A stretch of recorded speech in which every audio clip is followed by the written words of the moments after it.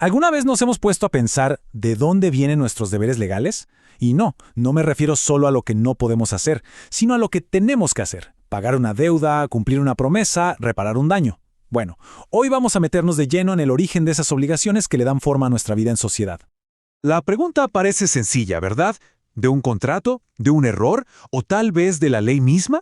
Pues la respuesta es mucho más rica y fascinante. Así que vamos a sumergirnos juntos para encontrar esos manantiales de donde brotan nuestros deberes. Para que todo esto quede súper claro, vamos a usar una imagen, una metáfora. Pensemos que cada obligación es como un gran río. Y claro, ese río no aparece de la nada, se alimenta de distintas fuentes, de manantiales. Cada fuente es diferente, y si las exploramos una por una, vamos a entender el panorama completo. Ok, empecemos por lo más evidente, por las fuentes que creamos con toda la intención. Siguiendo con nuestra metáfora del río, estos serían como los canales que construimos a propósito para dirigir el agua, para crear obligaciones de forma totalmente deliberada. Y aquí tenemos a las dos grandes estrellas. Por un lado, el contrato. Todos lo conocemos. Dos o más personas se ponen de acuerdo y listo, nacen obligaciones para ambos. Pero ojo con la segunda figura, porque es fascinante, la declaración unilateral de voluntad. La diferencia es radical. Aquí no hay acuerdo. Es el poder de una sola persona para, por su propia cuenta, crearse una obligación legalmente exigible. Nace en el momento en que lo dice, sin necesitar que nadie más acepte. ¿Suena muy abstracto? Para nada, lo vemos todos los días. A ver, alguien publica un cartel de "se busca para su perrito perdido" y ofrece una recompensa. Bueno, esa persona ya está legalmente obligada a pagar desde que colgó el cartel. O pensemos en una tienda, pone unos zapatos en la vidriera con un precio. Esa es una oferta que lo obliga a vender a ese precio. No puede llegar a la caja y decir, no, ahora es más caro. En todos estos casos, una sola voluntad creó un deber. Ahora, cambiemos completamente de escenario. No todas las obligaciones nacen de la buena intención. A veces, el río de la obligación toma un desvío totalmente inesperado, un desborde causado por un acto incorrecto que provoca un daño. Esos son los actos ilícitos. Y aquí la ley hace una distinción muy fina. Por un lado está el delito, que es cuando alguien actúa con dolo, o sea, con la intención directa y clara de dañar. Y por otro tenemos el cuasidelito.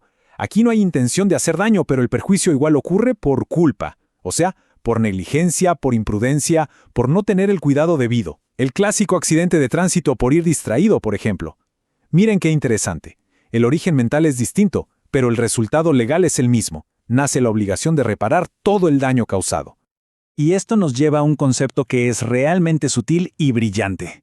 A veces un acto parece legal por fuera, pero en el fondo es ilícito. Es el llamado abuso del derecho. Pasa cuando alguien usa un derecho que tiene, pero de una forma que va en contra de la buena fe o del propósito para el que la ley creó ese derecho. Es, como dicen los expertos, una violación solapada de la ley y, por supuesto, también crea la obligación de indemnizar. Hay otras situaciones donde el río de la obligación, digamos que fluye mal, inunda el patrimonio de una persona mientras deja seco el de otra, y todo esto sin una buena razón que lo justifique. Para esos casos, el derecho tiene sus propios mecanismos para restaurar el equilibrio. Y el principio que gobierna todo esto es el enriquecimiento sin causa. La idea es muy simple, casi de sentido común. Nadie debería enriquecerse injustamente a costa de otra persona. Si el dinero o un bien pasa de un patrimonio a otro sin un motivo legal válido, como un contrato, una donación o una ley, entonces la persona que se benefició tiene la obligación de devolverlo. Se trata ni más ni menos que de restablecer el balance. Claro que para que esto se aplique, no es tan simple. Se tienen que cumplir 5 requisitos clave, como una lista de verificación. Primero, tiene que haber un enriquecimiento. Segundo, un empobrecimiento. Tercero, una conexión directa entre ambos. Cuarto, y este es el punto central, que no exista una causa justa que lo explique. Y por último, un detalle técnico pero importante, esta acción es el último recurso. Solo se puede usar si no hay otra herramienta legal para reclamar. Y un ejemplo perfecto de enriquecimiento sin causa es el pago de lo indebido. La ley es súper clara en esto. Si alguien paga una deuda que en realidad no existía, o le paga a la persona equivocada, o paga una deuda que no era suya, tiene todo el derecho a pedir que se le devuelva el dinero. Y lo más interesante es que con la ley actual, ya ni siquiera hay que probar que uno se equivocó al pagar. Es suficiente con demostrar que el pago no tenía una causa válida. Bien, ya vimos canales que construimos, desvíos inesperados y sistemas para reequilibrar el caudal. Pero, ¿qué es lo que alimenta todo este sistema? Bueno, debajo de todo esto hay una fuente mucho más grande, invisible pero que está en todos lados. Es como el acuífero subterráneo que nutre a todos los demás manantiales, la ley misma.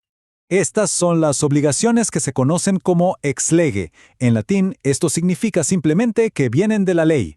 Son deberes que no nacen ni de un contrato, ni de un daño, ni de un desbalance patrimonial. Nacen pura y exclusivamente porque la ley lo dice. Punto. Son la fuente final y para muchos, la más importante de todas. Y los ejemplos nos rodean. La obligación de pagar impuestos no viene de un contrato que firmamos con el gobierno. Viene directo de la ley tributaria. El deber de un padre o una madre de mantener a sus hijos no es un acuerdo voluntario, es una imposición de la ley. Pasa lo mismo con las garantías que protegen a quienes compran algo, o con los deberes de un tutor. Es la ley directamente la que crea estas obligaciones. Y así, al final de todo este recorrido, volvemos al origen. Porque si lo pensamos bien, si un contrato nos obliga, es porque hay una ley que le da esa fuerza. Si causar un daño nos obliga a repararlo, es porque la ley lo impone. Esto nos deja con una pregunta final que es casi filosófica.